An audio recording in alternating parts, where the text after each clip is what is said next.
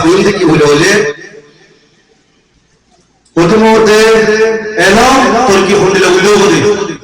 এলম তুর্কি কি করা বলি বলি ইনসানে এলম ফাইটা আর ফোন দিয়ে এলম ফাইটি কি বলে এলম ফাইতে এলম মধ্যে জ্ঞান হামাছে একখান 25 টাকা বলিব তার টাকা বলিব আর একখান 10 টাকা বলিব 10 টাকা দিলে 10 হার দিবার দি পুরা পুরা ফোন দিয়ে 10 দিবার দি দোয়া মাঝে